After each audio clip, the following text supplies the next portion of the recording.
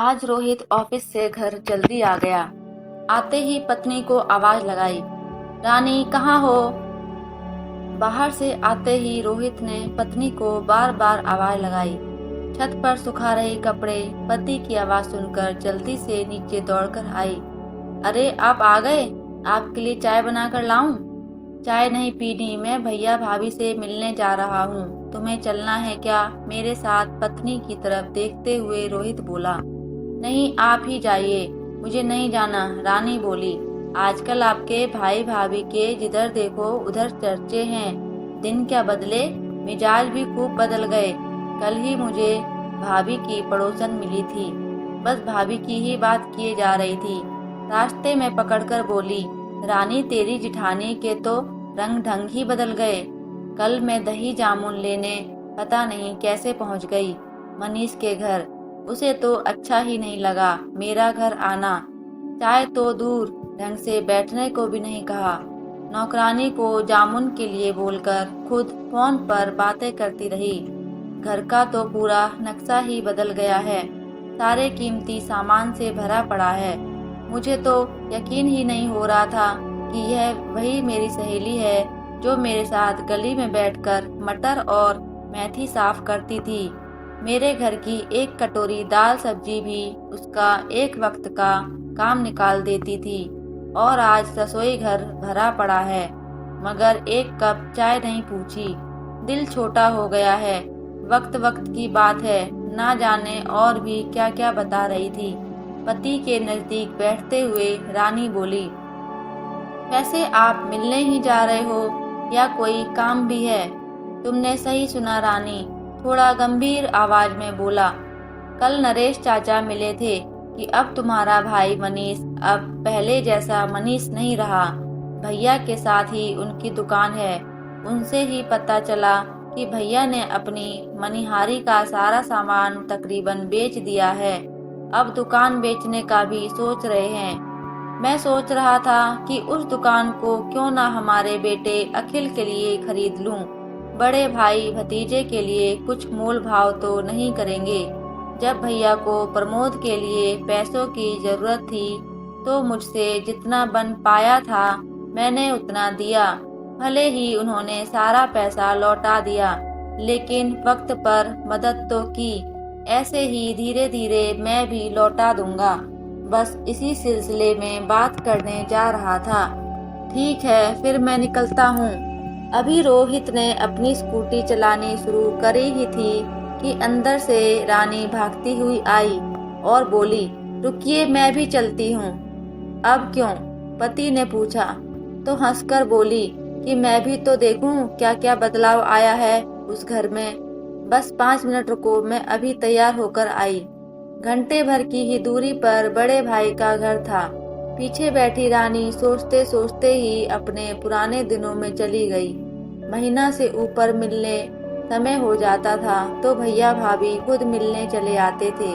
प्रमोद भैया भाभी की इकलौती संतान, पढ़ाई में ही नहीं संस्कारों में भी हीरा है। बहुत ही होनहार और सराहनीय बच्चा, माँ बाप की हर उम्मीद पर खरा उतरा। डॉक्टर बनने की उसकी तमन्ना भैया भाभी ने अपना सब कुछ लुटाकर पूरा किया। जैसे ही उसका कॉलेज शुरू हुआ, भैया की मनिहारी की दुकान का बिजनेस मंदी में जाने लगा। भाभी ने अपने गहने बेचकर उधारों पर पैसा उठाकर बेटे को पढ़ाया और पढ़ाई पूरी करते विदेश चला गया और वहां कमाने लगा और माँ बाप के सब पैसे के संकट दूर कर दिए। सुना है बहुत पैसा भेजता है वह। माता पिता जिन्होंने उसे अच्छी परवरिश देकर इस काबिल बनाया, आज खुद 4 पैसे हाथ में आते ही दुनिया को उसकी औकात दिखाने लग गए हैं। एक झटके में स्कूटी घर के सामने रुकी तो रानी ख्यालों से बाहर निकल आई। रोहित ने जैसे ही दरवाजा खटखटाया तो पत्नी ने हाथ पकड़कर डोल बैल पर रख दिया। देख नहीं रहे हो कितनी आधुनिक तकनीक की घंटी लगी है? रोहित पत्नी की ओर देखकर मुस्कुराने लगा। घंटी बजते ही भाभी की आवाज साफ सुनाई दी, बिंदु जरा देख तो दरवाजे पर कौन आया है। दरवाजा खोलते ही बिंदु के चेहरे पर बड़ी सी मुस्कान आई। अरे ये तो चाचा चाची हैं। कितने दिनों में आई हो चाची, कैसी हो बिंदु? रानी ने प्यार से उसके चेहरे को छूते हुए कहा। मैं अच्छी हूँ चाची, बिंदु हंसते हुए बोली। दोनों ने सामने बैठी हुई भाभी के चरण स्पर्श किए और वहीं पास में बैठ गए। रानी नजर घुमाकर सारा घर देखने लगी। उसकी आंखें शान शौकत देखकर चकाचौंध हो रही थीं। जिस घर में कभी गिनती का सामान हुआ करता था, आज वहां कीमती वस्तुओं की भरमार थी। बढ़िया फर्नीचर, दीवार पर टंगा हुआ स्मार्ट टीवी, लंबा सा फ्रिज, हर जगह मार्बल का काम, हाथ में महंगे स्मार्टफोन। रानी के लिए ये सब कुछ हैरान करने वाला था। क्या देख रही हो छोटी भाभी? आंखें मटकाकर पूछने लगी। वाह भाभी, प्रमोद ने तो घर की काया ही पलट दी। बहुत खुशी हुई देखकर, भगवान ऐसा बेटा सबको दे। रानी ने जैसे सच्चे मन से दुआएं दी। अच्छा क्या लोगी भाभी? फ्रिज खोलकर पूछने लगी। फ्रिज में तरह तरह के पेयजल भरे पड़े थे। रानी सोचने लगी, भाभी के छोटे से फ्रिज में पानी की बोतलों के अलावा कभी कुछ और नजर आया नहीं। और आज देख रानी भाभी, आप कब से ये सब ठंडा पीने लगी? रोहित, मुझे ना जमते यह सब। प्रमोद ने जब से हमारा क्लब शुरू करवाया है, तब से बड़े बड़े लोगों का उठना बैठना हो गया है। आना जाना लगा रहता है, रखना पड़ता है। रानी, अच्छा तो यह बात है। नहीं भाभी, ठंडा रहने दो, चाय ही पी लेंगे। तभी मनीष भैया भी आ गए। महंगे वाले फोन से किसी से बात करते हुए। उनकी बात खत्म होते ही दोनों ने बढ़कर भैया को प्रणाम किया। कैसे हो भैया? रोहित ने भैया की तरफ अपनी कुर्सी खींच ली। रोहित, कैसे दिख रहे हैं हम? मजे से हैं। जिसका बेटा प्रमोद जैसा हो, वहाँ तो किसी बात की कमी हो भी नहीं सकती। रोहित, हाँ भैया, आप सही कह रहे हो। आप सच में ये सब सुख सुविधा आराम देखकर अच्छा लगा। रोहित, तुम सुनाओ, अखिल कुछ कर रहा है या नहीं? या फिर दोस्तों के साथ मटर गश्ती में वक्त बर्बाद कर रहा है? उससे कहो सीखे कुछ अपने प्रमोद भाई से। अब उसे भी अपने पैरों पर खड़े हो जाना चाहिए। नहीं भैया, अखिल का भले ही पढ़ाई में दिमाग ना चला हो, पर संस्कारों में अपने प्रमोद भाई से कम नहीं है। उसी के सिलसिले में आपसे बात करने आया था। मैंने सुना आप दुकान का सौदा कर रहे हैं। मैं सोच रहा था कि अखिल के लिए उसे खरीद लूं। वह गिफ्ट शॉप खोलना चाहता है। हाँ भाई, बिल्कुल बेचना चाहते हैं तो खरीद लो। 50 लाख रुपए दाम है। भैया, अभी तो मेरे पास 10 लाख हैं, धीरे धीरे करके चुका दूंगा। रोहित थोड़ा दबे लहजे में बोला। रोहित, देखो भाई, तुम्हारे लिए 5 लाख कम कर दूंगा, लेकिन पैसे एक साथ चाहिए। प्रमोद के घर खरीदते ही हम विदेश चले जाएंगे, फिर कहाँ तुम्हारे पीछे भागता फिरूंगा। पैसों का इंतजाम हो तो आ जाना मेरे पास, ये मेरा आखिरी फैसला है। भैया के खुशकी भरे बर्ताव ने पति पत्नी को वहां से उठने के लिए विवश कर दिया। वो तुरंत वहां से उठकर चल दिए। बाहर वो अभी स्कूटी पर निकलने वाले ही थे कि पीछे से किसी ने रानी को आवाज दी। रानी ने घूमकर देखा तो रचना हाथ के इशारे से बुला रही थी। रानी वहां गई तो देखा गली की सभी महिलाओं का समूह बैठा था। तभी रचना बोली, मिल आई अपनी घमंडी जिठानी से, देखे उसके तेवर। दूसरी बोली, कल मेरे ससुर की तबीयत खराब हुई तो गाड़ी की मदद मांगी तो अपना ड्राइवर यह कहकर भगा दिया कि गाड़ी में खराबी है। तीसरी बोली, पिछले हफ्ते शर्मा जी की बेटी की शादी में जा रहे थे, हमने कहा हमें भी साथ ले जाओ, तो नहीं, तुम्हारे साथ हम भी वहीं लटक जाएंगे। सामने से ही इनकार करके चली गई। एक के बाद एक भाभी की शिकायत करती गई। यकीन नहीं आता, यह वही मीना जो कभी घुल मिलकर हमारे साथ बैठती थी। सच में पैसे में बड़ा नशा है, कहकर सारी हंसने लगी। उदास मन से रोहित और रानी बिना चाय पिए घर वापस आ गए। फिर 2 महीने बाद भैया का फोन आया। रोहित, प्रमोद ने घर ले लिया है और हमें विदेश जाना है। इसलिए हम लोग वीजा एजेंसी के काम से 3-4 दिन के लिए लखनऊ जा रहे हैं। तुम आकर चाबी ले जाओ। रोहित बोला, भैया वहीं पड़ोस में ही किसी को दे जाइए, हम तो वैसे भी दूर हैं घर से।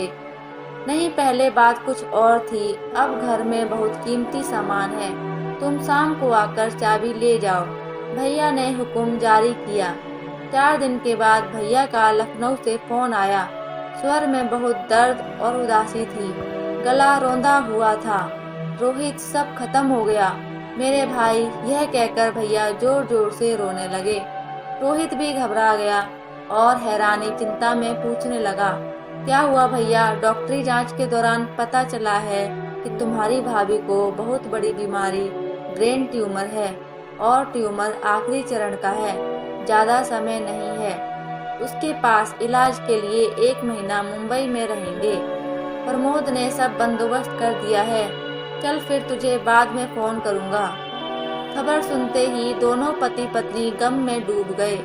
1 महीने के बाद भाई का फोन आया कि घर साफ करवा देना, हम कल आ रहे हैं। रानी ने बिंदु को बुलाया और घर साफ करने में लग गई। सब जगह धूल भरी हुई थी, फ्रिज में से बदबू आने लगी थी। भाभी ने दूध दही तक बिंदु को देना ठीक नहीं समझा था। विदेश जाने की अटैचियां तैयार थीं, जिसे देखकर रानी भाव विह्वल हो गई। अगले दिन भैया भाभी आ गए। भाभी के सब बाल जा चुके थे। इलाज के दौरान जब भैया ने बताया कि मीना के पास 4 महीने से ज्यादा का समय नहीं है, यह सुनते ही रानी रो पड़ी। भाभी को बड़े प्यार से बिस्तर पर लिटाया तो भाभी ने रानी का हाथ पकड़ लिया। आंखों में दर्द और सामने जिंदगी का कड़वा सच था। हाथ पकड़ते ही भाभी बोली, यह क्या हो गया छोटी? हम तो विदेश जाने की तैयारी में गए थे, सोचा था बेटे के पास जाएंगे, दुनिया घूमेंगे। यह वक्त ने हमें कहाँ लाकर पटक दिया। जिंदगी के सुखों में मैं डूबी, देख ही न पाई कि मौत मेरे कितने पास है। धन के नशे ने मेरे दिमाग को 7वें आसमान पर बैठा दिया। जिन अपनों ने सदा साथ निभाया, उन्हें ही तुच्छ समझने लगी। बात करने का तरीका और सद भी भूल गई। झूठी शान के पीछे भागने लगी। लेकिन वक्त ने ऐसा तमाचा मारा, सब अंदर से ढह गया। वक्त के आगे किसी की नहीं चलती। जो किस्मत में लिखा कर आए हैं, होता वही है। हम सब वक्त के हाथ के मोहरे हैं। वह चाल चलता है और हम बस बेबस बुत बने देखते रहते हैं। सही कहते हैं लोग कि वक्त से डर कर रहना चाहिए। बेटे को अच्छे संस्कार दिए और खुद धन्यवाद प्रभु का करने की जगह अहंकारी बन गए, कहकर भाभी जोर जोर से रोने लगी। रानी, मेरी बहन, मेरा एक काम करोगी? बोलो भाभी। रानी भाभी के सिर पर हाथ फेरते हुए बोली, तू कल मेरी गली की सब सहेलियों को यहाँ बुला कर ला। मुझे उन सब से अपने व्यवहार की माफी मांगनी है। अगले दिन रानी सभी को बुला लाई। मीना ने बिंदु की मदद से अच्छा खाने पीने का बंदोबस्त किया। सभी आए, सबके चेहरे पर उदासी थी। भीतर का प्रेम फिर से उमड़ आया था। गिले शिकवे कभी थे, यह भी जैसे किसी को याद नहीं था। भाभी सबसे प्यार से मिली। जैसे ही माफी मांगने के लिए हाथ जोड़े, सभी सहेलियों ने उन्हें गले लगा लिया और हर रोज उनसे मिलने का वादा करके चली गईं। जब 4 महीने के बाद डॉक्टर ने बताया कि अब ज्यादा समय नहीं है उनके पास, अगले ही दिन प्रमोद भी 3 हफ्ते की छुट्टी लेकर आ गया। माँ तो जैसे बेटे का इंतजार कर रही थी। उसने जैसे ही अपनी माँ का सिर अपनी गोद में रखा, उसी वक्त उसने अपनी आखिरी सांस ली और दुनिया से विदा हो गई। सब ने भरी अश्रुधारा के साथ मीना को विदाई दी। कुछ दिन बाद जब दोनों परिवार साथ बैठे, प्रमोद हाथ में कागज और चाबी लेकर आया और अखिल के हाथ में देकर बोला, ये ले, आज से ये दुकान तेरी हुई, जमकर बिजनेस करना और पैसा वैसा भूल जा। फिर चाचा को देखकर बोला कि मैं पापा को अपने साथ लेकर जा रहा हूँ। घर का एक हिस्सा किराए पर दे दिया है। पापा का जहाँ मन करेगा वहाँ रहेंगे। यहाँ आएंगे तो आप लोगों ने उनका ख्याल रखना है। रोहित हैरानी से भाई की तरफ देखने लगा। प्रमोद ठीक कह रहा है। रोहित, मेरा असली धन तो तुम सब लोग हो। जैसे प्रमोद है वैसे अखिल भी मेरा बेटा है।